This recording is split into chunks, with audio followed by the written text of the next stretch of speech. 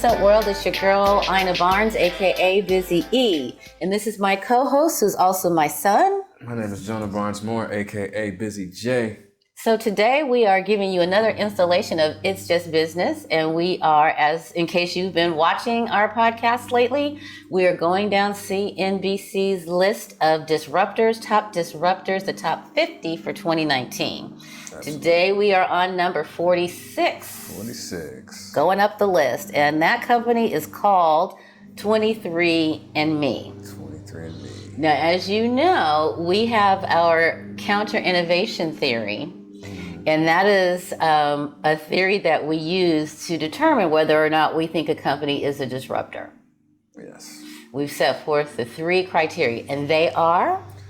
Disruptors either challenge the status quo. Challenge the status quo. They either develop the disruptive technology. Develop the disruptive technology. And then they address high priority pain points that are unrecognized. Address unrecognized high priority pain points. Yes. That's our criterion. Mm-hmm. So now, as we are looking at, who is it today? 23andMe. And just as a disclaimer, forgive us about the sound quality. You probably hear the gardener outside, but just know I did my best to get the sound right. Yeah, well, you got to keep your lawn and you got to keep everything trimmed and nice and neat. Mm-hmm. And so they happened to show up while we were recording, so we were just like, whatever. C'est la vie. We're going to power through it. All right. So a little bit about 23andMe. 23andMe was launched in 2006 by Ann Wojcicki. Oh. Wojcicki.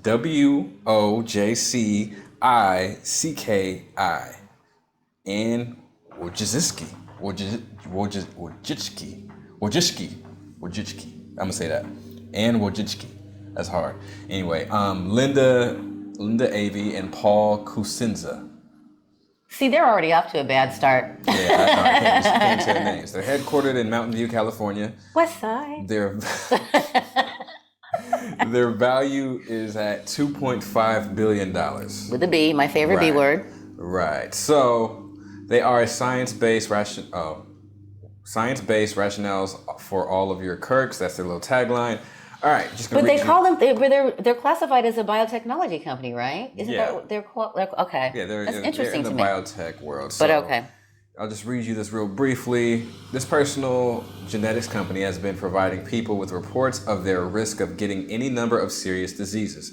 Now 23andMe is adding type 2 diabetes, a condition that gets more attention for its link to lifestyle choices than genetics. In March, the company announced that it built the first genomic data for more than 2.5 million of its consumers who agreed to participate, yada, yada, yada. No FDA approval, but they didn't really need it. So, in a nutshell, 23andMe, they started out as just looking up your ancestry, similarly to Ancestry.com or Gene.com.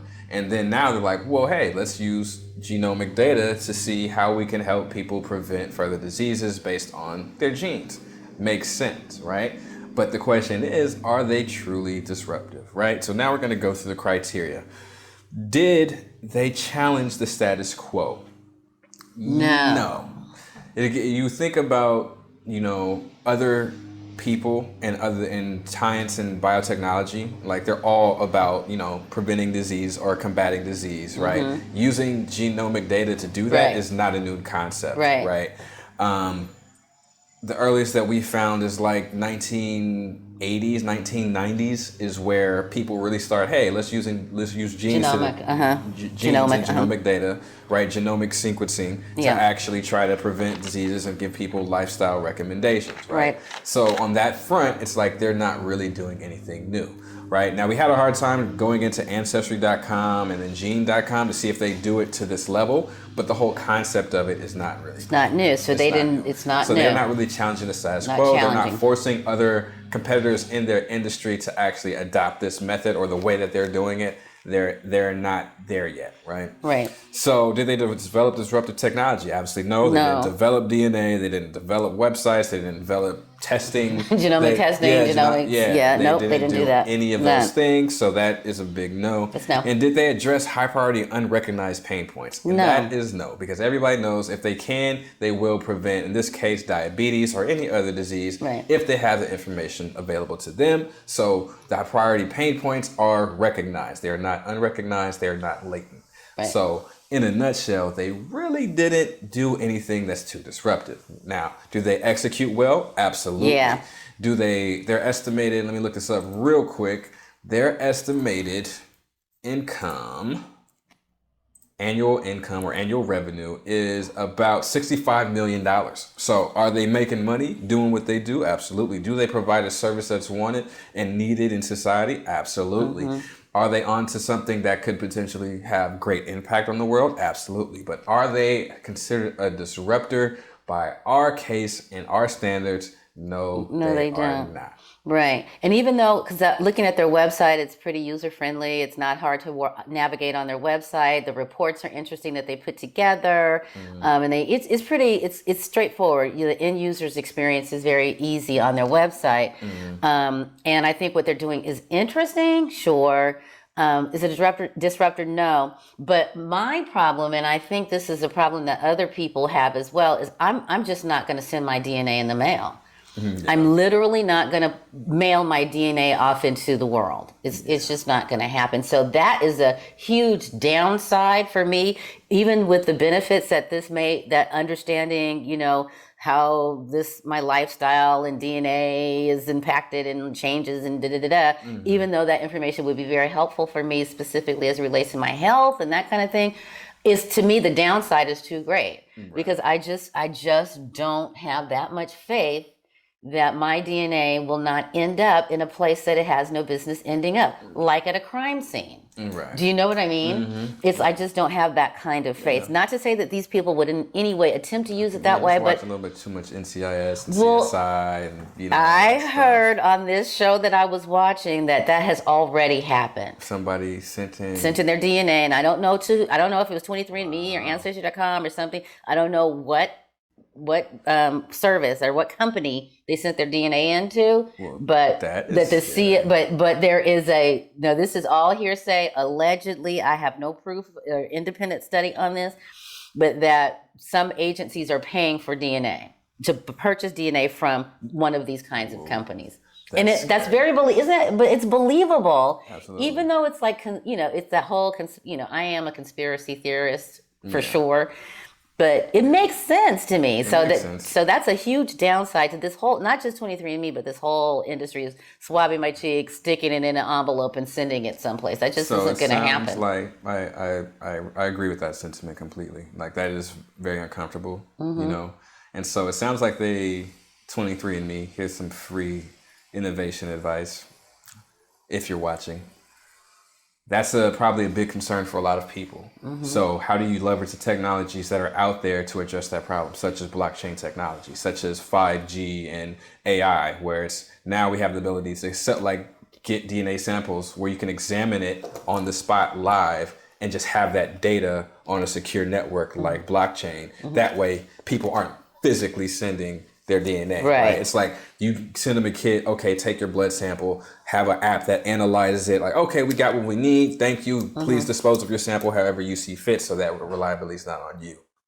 Figure that out. I'm pretty sure you'll get over one of those big barriers and that'll be more innovative as well. Because I would be a little more comfortable with that idea of it. I really would feel a little more comfortable if they didn't actually have my physical DNA. Right. But then again, still same concern. I load it up into a DNA. And blockchain is one good way to secure the data, to secure the information for sure. But if they're not using something like blockchain, even still, it's still, to me, it's still out there. All somebody got to do is dig through your trash and there's your DNA. Right. So it's like... Or break into a lab where I've taken blood work at a hospital or whatever. It's all the same.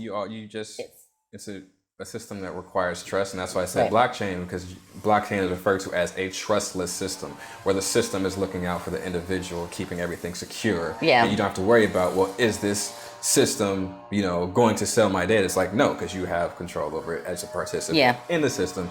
But 23andMe, not a disruptor. Not a disruptor.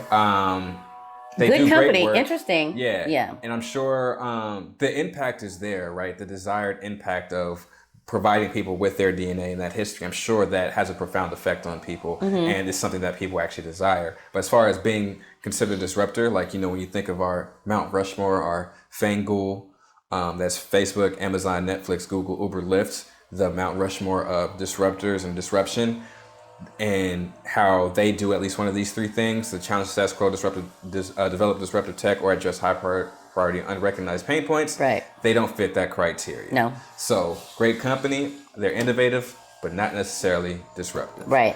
So we want to thank you guys for tuning in. Make sure you guys tune in next week, because we're going down this list. We're on number 46. We're going to number 45. And number 45 will be... Who are we talking about next, Joners? Elevest? I don't even know what that is. Elevest. I don't know. Elevest. That's who's next. Is that really that CEO's last name? Seriously? Krawcheck. What is happening with these last Sally names? Krawcheck. I don't know. Out of New York. Okay. Yeah. But yeah, that's what we're talking about next week. Yep. Make sure you stay tuned and we will let you know if they're a disruptor or not. We will let you know. Make sure you visit jbmconsultants.org to check us out. We post a bunch of stuff there. We'll post a written version of this as well. If you don't want to watch the video, you actually just want to read. I'm going to be typing pretty much a summary of if this company is a disruptor or not for each of the ones that we do each week. So make sure you stay tuned for that. And also go check out some of our merchandise. Business is Power. You got the hat over there, the t-shirt. That one's discontinued, but we have a better version of it. So make sure you go check it out. Support us any way you can. Share, like, comment, subscribe. Get in on the conversation. Let's talk about if you think 23andMe is actually disruptive, what standards are you using, and all that stuff. Just remember, for us, when you're getting these conversations, try to take emotions out of it, because it's not personal. It's just business. Thank you guys. Take care. See you next time.